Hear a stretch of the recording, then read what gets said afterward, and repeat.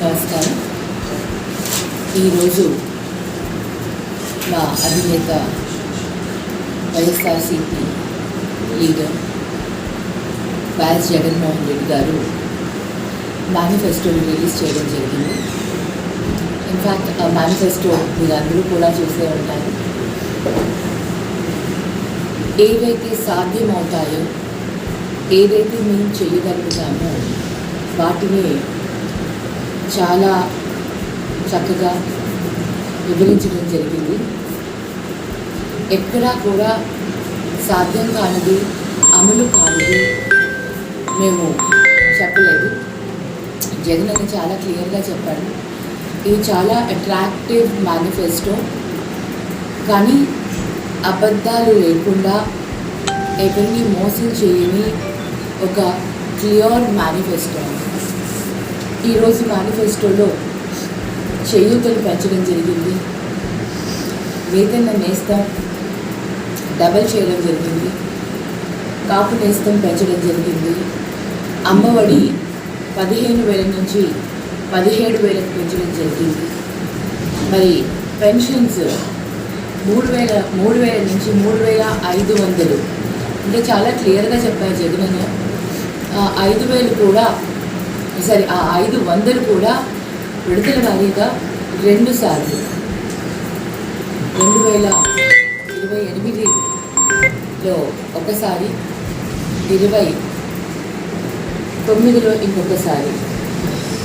ఈ విధంగా ఎప్పుడు పెంచుతాం, ఎలా పెంచుతాం కూడా ఖచ్చితంగా డేట్స్, అదే మంత్స్తో సహా, ఇయర్తో సహా చెప్పడం జరిగింది.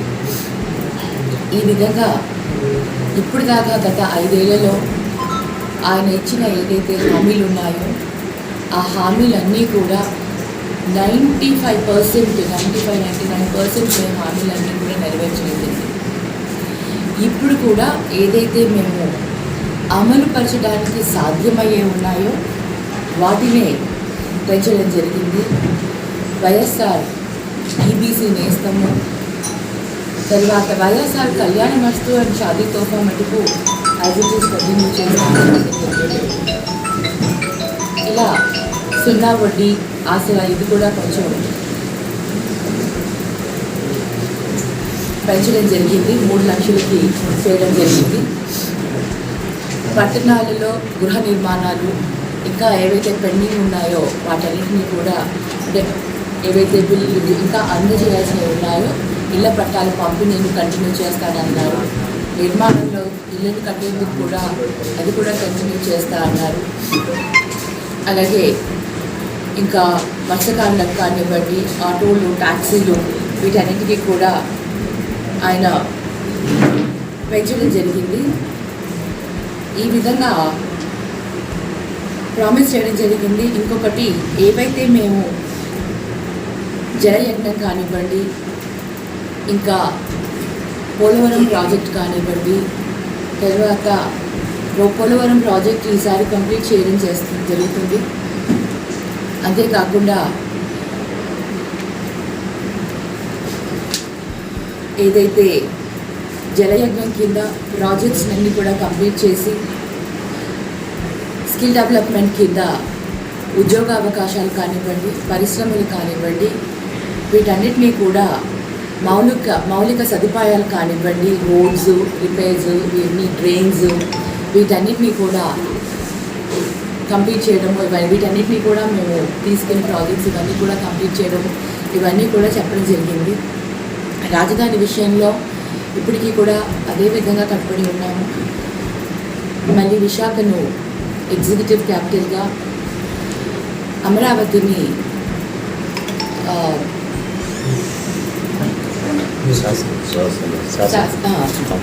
అసెంబ్లీ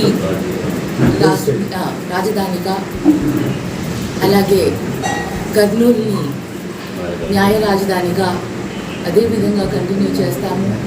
మళ్ళీ ఏవైతే పెండింగ్లో ఉన్న ప్రాజెక్ట్స్ అన్నీ కూడా కంప్లీట్ చేస్తామని కూడా చెప్పడం జరిగింది.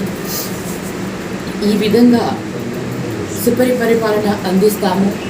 ప్రతి ఒక్కరికి కూడా ఏది సాధ్యమో వాటన్నిటినీ కూడా మేము అమలుపరుచుకుంటూ వస్తామని చెప్పడం జరిగింది.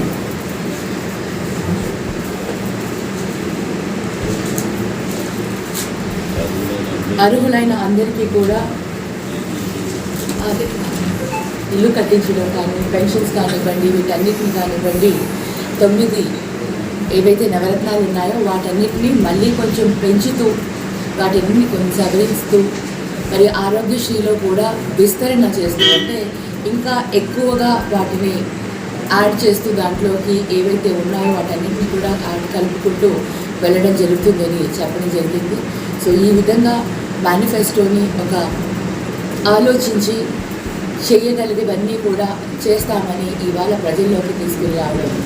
ఈరోజు ప్రజలు ఏదైతే మేము చేసే ఎన్ని రోజులు ఈ గత 5 సంవత్సరాలు మేము రిలీజ్ చేసిన 2019లో ఉన్న మేనిఫెస్టోని ఒక పవిత్రమైన గ్రంథంలాగా, అంటే ఒక గీత, ఖురాన్ అండ్ బైబిల్ లాగా ఎలా అయితే మేము దాన్ని పాటించామో, అన్నీ కూడా అమలుపరిచామో, అదేవిధంగా 24లో కూడా రిలీజ్ చేస్తున్నాం. ఇప్పుడు మేనిఫెస్టోని కూడా అదేవిధంగా ముందుకు కొనసాగిస్తాం.